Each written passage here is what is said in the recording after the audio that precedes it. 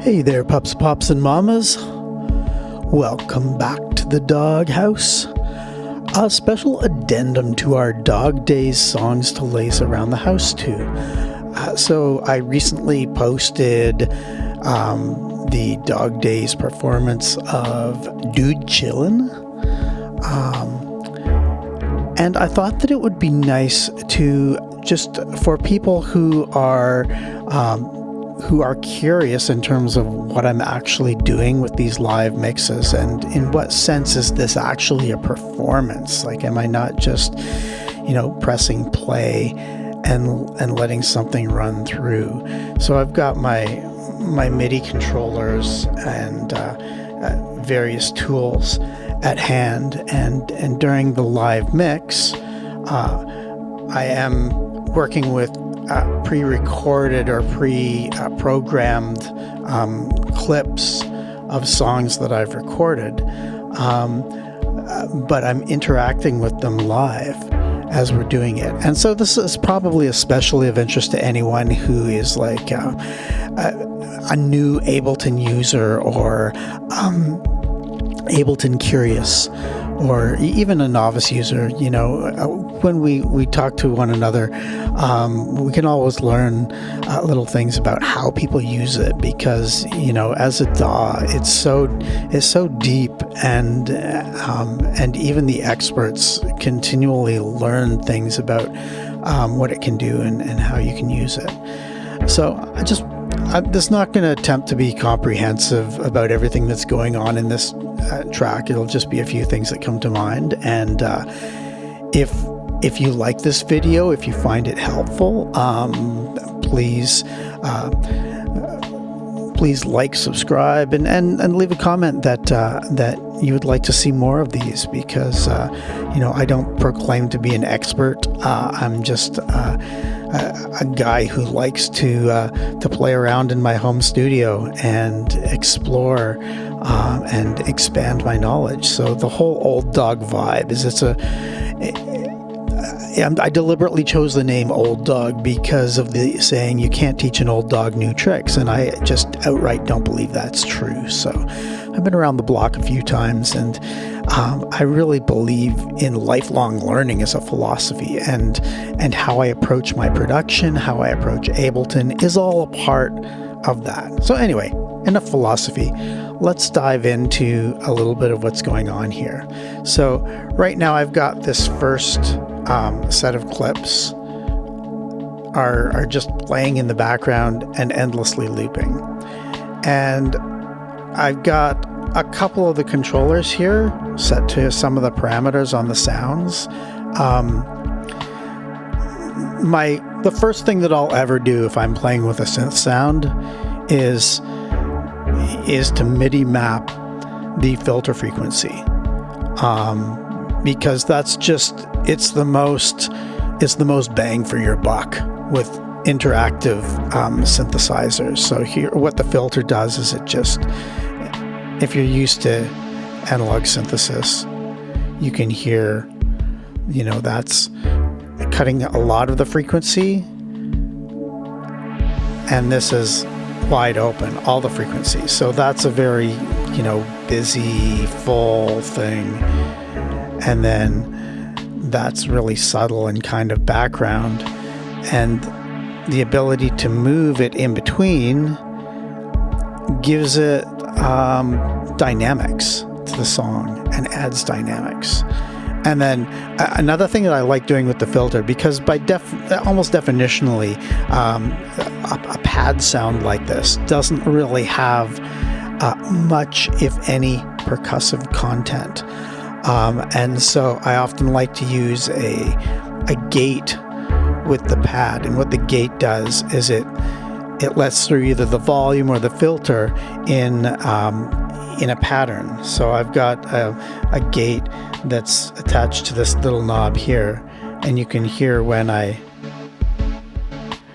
add the gate. I mean, that's extreme. That's too much gate, but a little bit just adds some percussive element to that otherwise static, non-percussive pad sound that's in the background. So that's one of the things that's going on. And I've also got a filter on that. A little bass thing is going do, do, do. So if I play around with that, that's on this knob here. So you can hear how by changing the filter frequency in that particular thing here, it actually will pull it out or put it back in the mix. So anyway, so that's, you know, the MIDI mappers on this, and these MIDI devices, other than the Push, which is fairly specific to Ableton. I mean, Ableton actually makes the Push, so it's kind of a proprietary and fairly deep MIDI tool. But the other ones that I have here, the Akai MPD 218 and the Korg Nano controller, they're just generic MIDI controllers. And the beauty of Ableton, or really any self-respecting modern DAW, is that you can map anything to any controller once you know how to do it. So it's not that this knob controls this pad. It's that I've just said, you know, this is what I want you to control, and then I can use the same controller for any number of purposes on different songs or arrangements. So anyway, let's get on with the next track here. So now this second scene, they call them scenes in Ableton, has added these two things, which are basically a MIDI rack that I created in Ableton 10 because I was interested in getting some randomization, and there wasn't a lot of the randomization that I would have really liked available in a really forward way back in the older version of Ableton. Ableton's up to version 12 now. I'm using 11. This is Ableton 11. But I created this progression controller in 10 because I was exploring aspects of randomization which are associated with Berlin School, but I didn't even know what Berlin School was back, a couple years ago when I created this thing. I just liked what it did. So what this progression controller does is I basically automate a progression. So you can see in this first track here, it says D major 7th. So it's not even a progression, it's just vamping on a particular chord. And then within that chord, I've got an arpeggiator. So if you look at the actual clip, it's like the pad. It's just one solid chord going through a long period of time here. And so by itself, it would only play one note, but when you add the arpeggiator, it plays a bunch of different notes.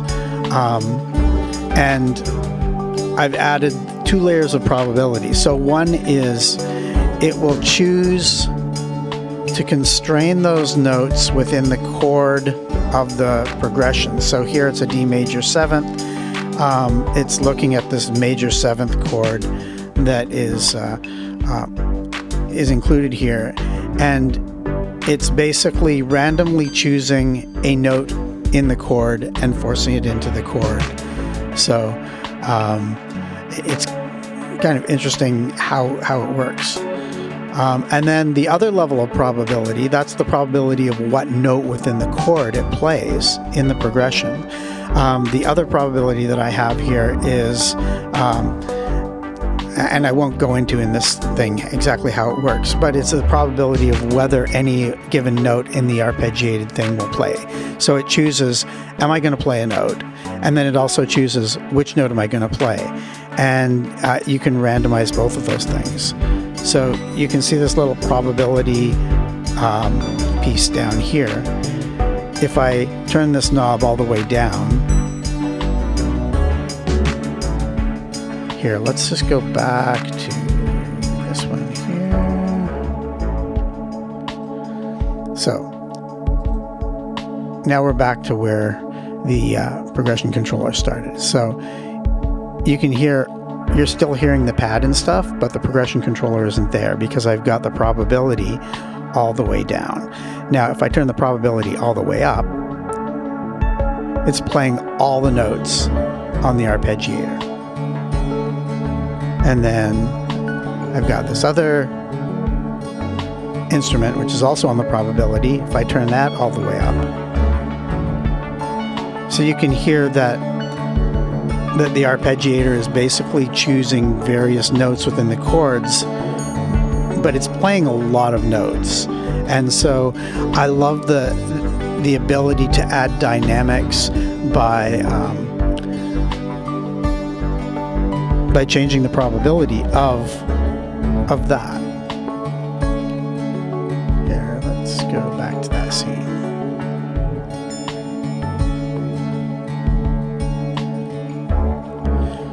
So there's no probability.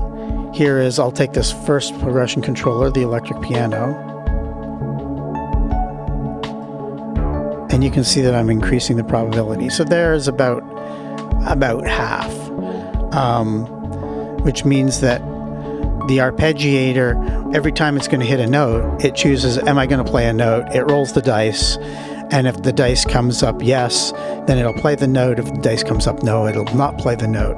And the probability defines the probability of a yes.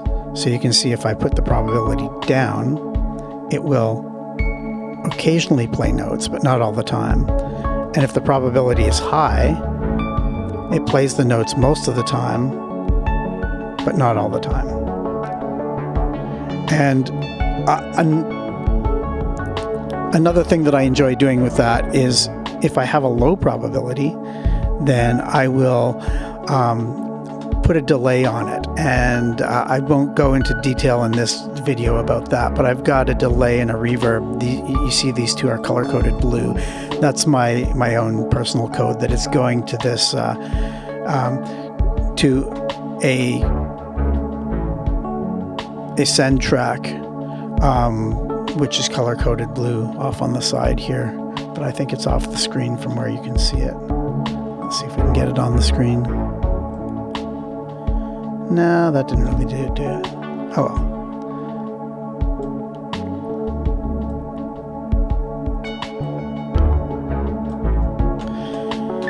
Anyway, the send track is controlled by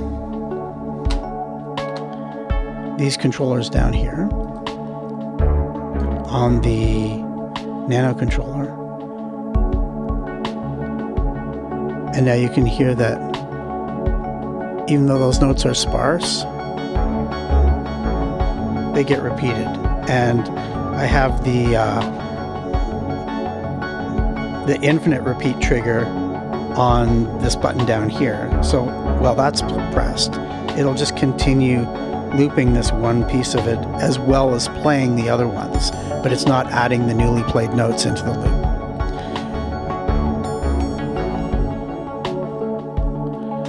Okay, sorry if I'm geeking out exceedingly on these things. It's what I do. Anyway, it may be of interest to some people. So that's a bit of what's going on here.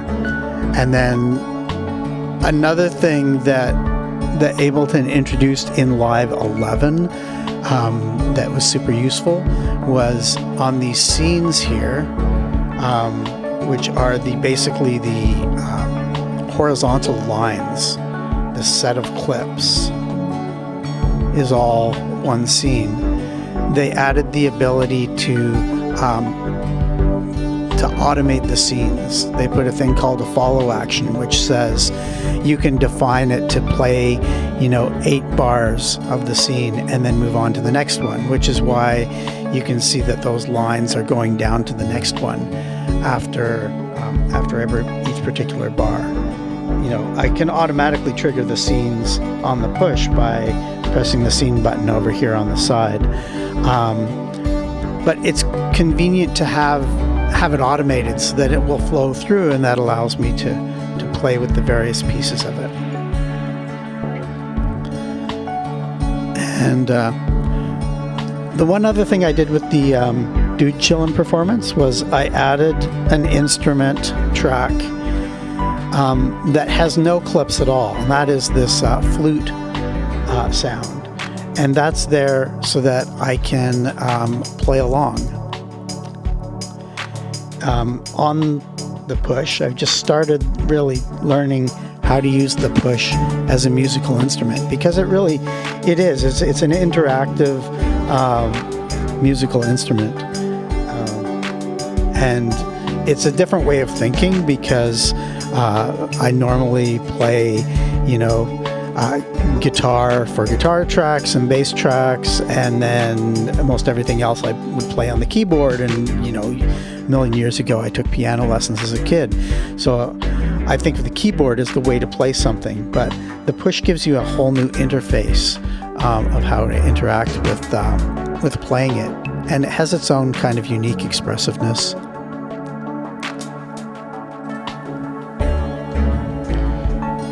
So here is the using the push to play this flute instrument.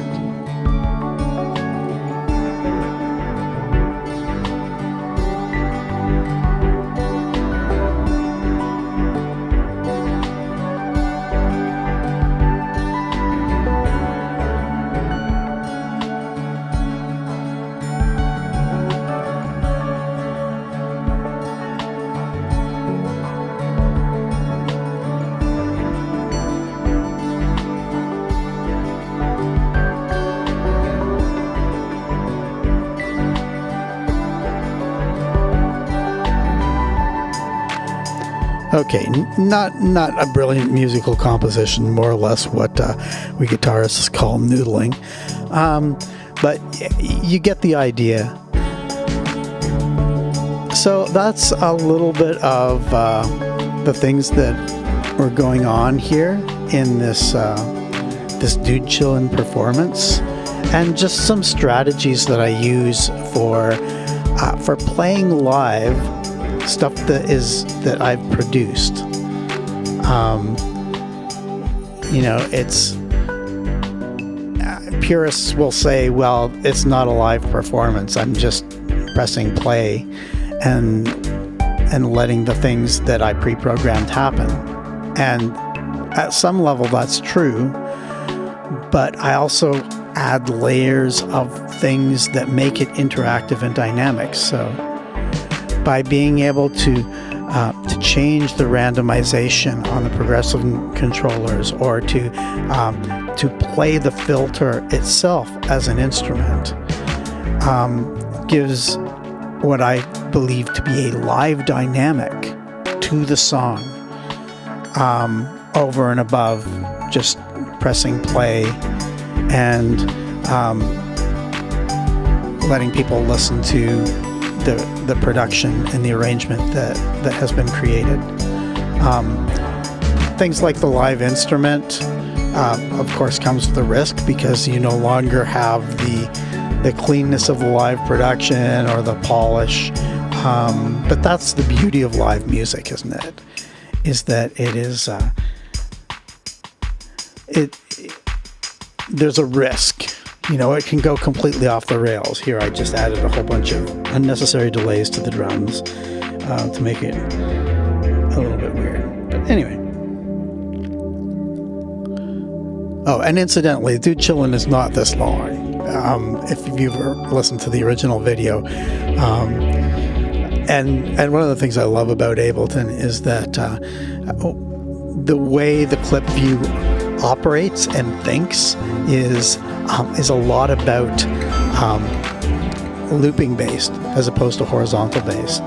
So I'll do another video sometime where the philosophy of DAWs So I didn't start in Ableton, but I definitely landed here. So.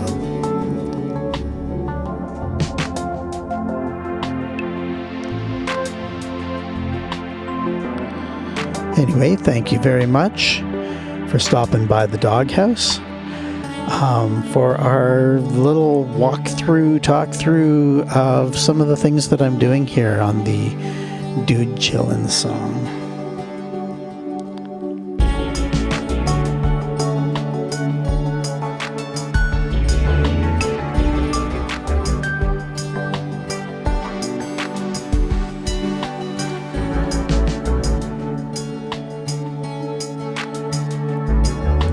Let me know if you enjoyed this video and if you'd like a little bit more of what I'm doing in Ableton and how I'm trying to use it and bridge the gap between produced and performance music. Thanks a lot. Bye-bye.